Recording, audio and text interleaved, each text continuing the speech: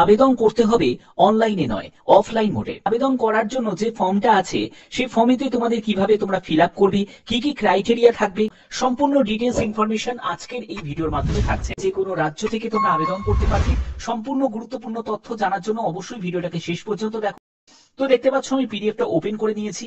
প্রথমে বলে দিই কোন কোন পোস্টে এই নিয়োগটি করা হচ্ছে। আমাদের সিস্টেম টেকনিশিয়ান পোস্ট আছে, system supervisor, senior supervisor post আছে, যেখানে তোমাদের মান্থলি যে রেমুনারেশন তোমাদের যেটা থাকবে সেটাও কিন্তু তোমাদের এখানে ক্লিয়ার করা আছে। দেখো ফর্ম ফিল আপের পার্টটা কিন্তু খুব ইম্পর্টেন্ট। এটা অবশ্যই তোমাদের ওন হ্যান্ড রাইটিং এ তোমাদের অবশ্যই তোমাকে এটা ফিল আপ করতে হবে। তুমি যে পোস্টের জন্য আবেদন করবে সেই পোস্টের নামটা এখানে লিখবে এবং এখানে তোমাদের একটি পাসপোর্ট সাইজের ছবি লাগিয়ে এখানে সেলফ অ্যাটেস্টেড করে নিতে হবে। ডিপার্টমেন্ট এখানে বসিয়ে দিলে, ঠিক আছে, এবং যে পোস্ট আছে সেই পোস্টটা কোন ডিপার্টমেন্টের মধ্যে পড়ছে সেটাও কিন্তু মেনশন করা আছে এবং পোস্ট কোড অবশ্যই সেটাও কিন্তু তোমাদের থাকবে, সেই পোস্ট কোডটাও এখানে লিখে দেবে। তোমাদের এখানে দেখো অ্যাপ্লিকেন্টের নেম অর্থাৎ তোমার নাম সম্পূর্ণ ক্যাপিটালে এখানে লিখতে হবে। ফাদার বা হাজবেন্ডের নেম, যারা বিবাহিত মহিলা তারা হাজবেন্ডের নেম মেনশন করবে। ডেট অফ বার্থটা মেনশন করতে হবে। অবশ্যই তোমাদের এখানে বলে রাখি 18 থেকে 40 বছরের মধ্যে তোমার এজ লিমিট থাকছে। 1/10/2025 হিসাবে তোমার বয়স কত সেটা ইয়ার, মান্থ এবং ডেজে কিন্তু মেনশন করতে হবে। করেসপন্ডেন্ট অ্যাড্রেসের সম্পূর্ণ ডিটেলসটা মেনশন করবে, কোন স্টেট থেকে বিলং করছো, পিনকোড নাম্বার কত সেটা মেনশন করতে হবে। Contact number with STD code যদি থাকে সেটা মেনশন করবে, যদি না থাকে ছেড়ে দেবে। এরপরে হচ্ছে মোবাইল নাম্বারটা, খুব ইম্পর্টেন্ট একটা পার্ট। এরপরে হচ্ছে মেল আইডি লাগছে। তারপরে হচ্ছে তুমি কোন ক্যাটাগরি থেকে বিলং করছো, এসসি, এসটি, ওবিসি, ইডব্লিউএস না ইউআর থেকে সেটা মেনশন করবে। এডুকেশন কোয়ালিফিকেশন হিসাবে তোমাদের যোগ্যতা যেখান থেকে শুরু অর্থাৎ মাধ্যমিক থেকে শুরু করে তুমি উচ্চ মাধ্যমিক, তোমার হায়ার কোয়ালিফিকেশন যা থাকে না কেন সেটাই তুমি মেনশন করবে।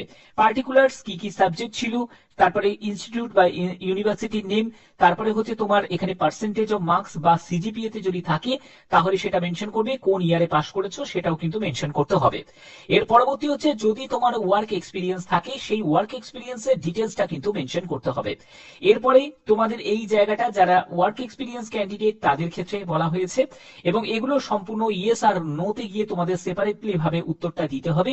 এগুলো দেওয়ার পরে তোমাদের পরবর্তী পার্টে তোমরা চলে আসবে যেখানে বলছে যে যদি আদার রিলেভেন্ট ইনফরমেশন দিতে চাও তাহলে সেটা কিন্তু দিতে পারো। মানে তোমার যদি কোনো সার্টিফিকেট থাকে, তুমি যদি কোনো ডিস্টিংশন পেয়ে থাকো, কোনো অ্যাওয়ার্ড থাকে সেটাও কিন্তু মেনশন করতে পারো। যদি না থাকে ছেড়ে দেবে, কোনো অসুবিধা নেই। হবিজ, ইন্টারেস্ট যে ফিল্ডে আছে সেটাও কিন্তু তোমাদের এখানে মেনশন করতে হবে।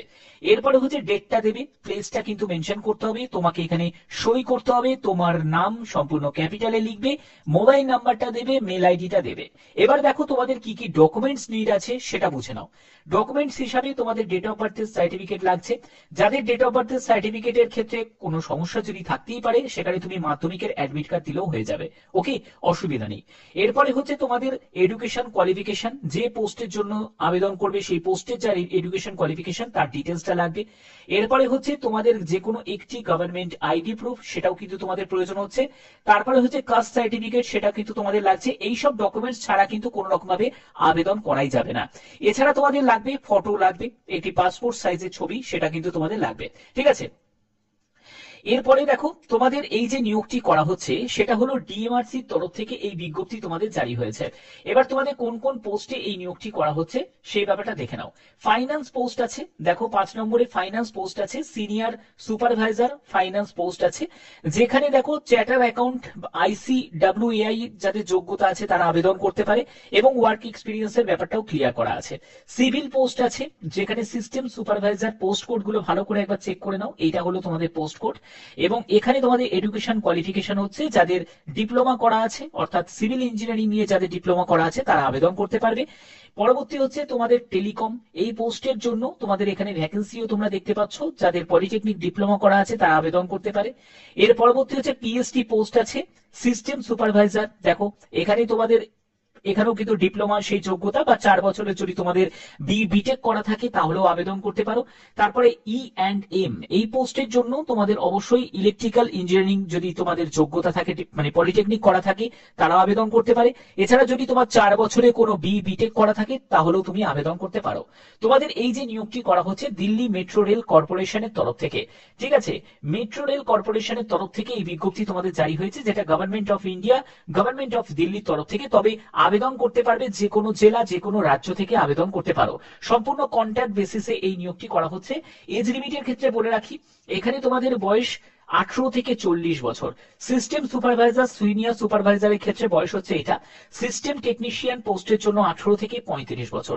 এজ রিল্যাক্সেশন অবশ্যই আছে।